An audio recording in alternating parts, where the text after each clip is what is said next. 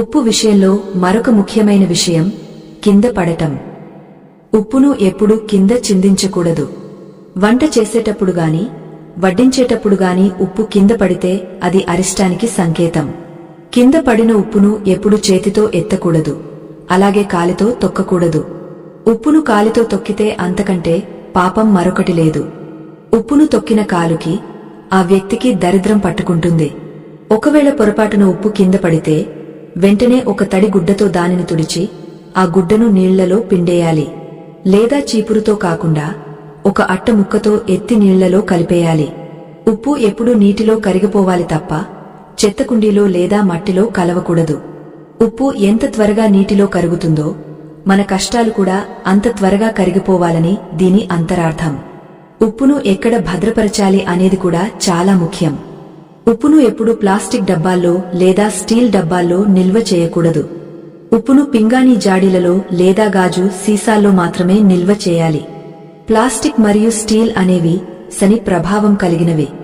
ఉప్పుతో కలిసినప్పుడు అవి ప్రతికూల శక్తిని విడుదల చేస్తాయి.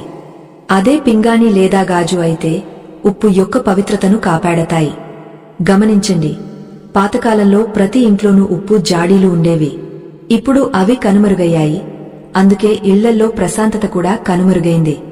మీ వంటగదిలో ఉప్పు జాడీని ఎప్పుడూ ఈశాన్య మూల లేదా వాయువ్య మూలలో ఉంచడం మంచిది.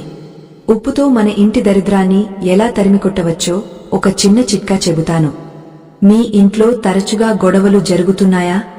డబ్బు నిలవడం లేదా? అయితే ఒక చిన్న గాజు బౌల్ తీసుకోండి. అందులో కల్లు ఉప్పు నింపండి.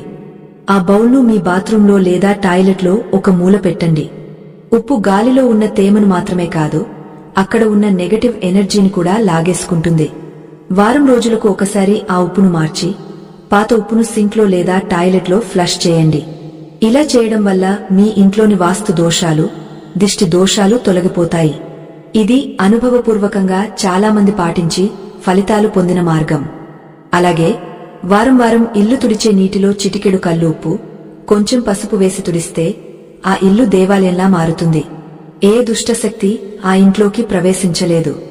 మనం చెప్పుకుంటున్న ఈ విషయాలు కేవలం కథలు కాదు, మన పూర్వీకులు ఆచరించి మనకు అందించిన సంపద. ఇంతటి అద్భుతమైన విషయాలు, మన ధర్మానికి సంబంధించిన రహస్యాలు మీకు నచ్చినట్లయితే దయచేసి ఈ వీడియోను లైక్ చేయడం మర్చిపోకండి. మీరు చేసే చిన్న లైక్ మాకు ఎంతో బలాన్ని ఇస్తుంది. అలాగే ఇప్పటివరకు